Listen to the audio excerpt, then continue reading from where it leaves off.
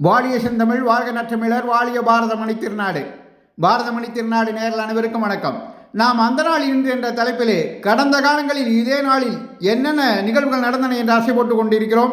அந்த வகையில் இன்று ஆகஸ்ட் 9 இன்று சர்வதேச பழங்குடியினர் தினம். பழங்குடியின மக்களின் உரிமைகளை பாதுகாக்கவும் அவர்களின் கலாச்சாரம், மொழி, வாழ்வியலை போற்றவும் காடுகள் மற்றும் சுற்றுச்சூழலை பாதுகாப்பதில் அவர்களின் பங்களிப்பை சிறப்பிக்கவும் ஐநா சபை 1994 வெளியிட்ட அறிவிப்படி 1995 ஆண்டு முதல் இந்த நாள் அனுசரிக்கப்படுகிறது.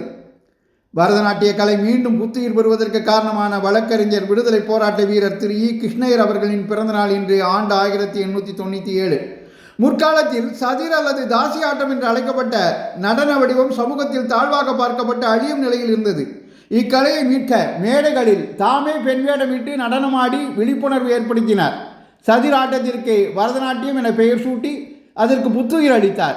சென்னையில் கலாஷேத்ரா மற்றும் மியூசிக் அகாடமி போன்ற நிறுவனங்கள் உருவாகவும் கலை வளர்ச்சிக்கும் இவர் பாடுபட்டார். இந்திய சுதந்திர போராட்ட வீராங்கனை, பெண்ணிய சமூக ஆர்வலர், எழுத்தாளர் சரளா தேவி அவர்களின் பிறந்தநாள் இன்று. 1904. ஒடிசா சட்டமன்றத்தின் முதல் சட்டமன்ற உறுப்பினர், உட்கல் பல்கலைக்கழகத்தின் முதல் செனட் உறுப்பினர் ஆகியவை இவரது சிறப்புகள். ஞானபீட விருது பெற்ற பிரபல கன்னட எழுத்தாளர் விநாயக் கிருஷ்ணா கோகாக் அவர்களின் பிறந்த நாள் இன்று. ஆண்டு 1909. இவரது பாரத சிந்து ராஷ்மி, சமரசவே ஜீவன் ஆகியன இவரது சிறந்த படைப்புகள்.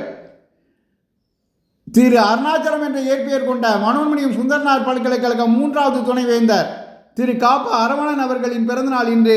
ஆண்டு 1941. இன்று நாகசாகி தினம். அமெரிக்கா ஜப்பானின் நாகசாகி நகர் மீது பேட்மேன் அணுகுண்டு வீசிய கொடூரமான நாள் இன்று. ஹிரோஷிமாவிலும் நாகசாகியிலும் சேர்ந்து 2,46,000 பேர் இறந்திருப்பார்கள் என அஞ்சப்படுகிறது. ஆண்டு 1945. மலேசியாவில் இருந்து விலகி சிங்கப்பூர் சுதந்திர நாடாக மலர்ந்த நாள் இன்று. ஆண்டு 1965. வரலாற்று சிறப்புமிக்க இந்திய சோவியத் யூனியன் அமைதி, நட்புறவு மற்றும் ஒத்துழைப்பு ஒப்பந்தம் கையெழுத்தான நாள் இன்று. ஆண்டு 1971.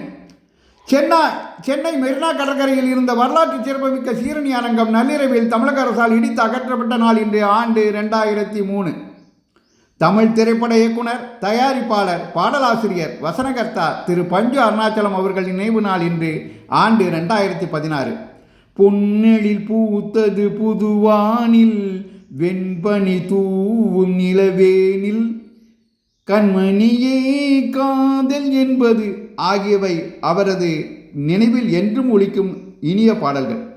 அன்னக்கிளி படத்தில் இசையமைப்பாளர் இளையராஜாவை அறிமுகப்படுத்திய பெருமையும் இவருக்கு உண்டு. அந்த படத்தில் எல்லா பாடல்களையும் எழுதிய பெருமையும் இவருக்கு உண்டு. நன்றி, வணக்கம், ஜெய்ஹிந்த்.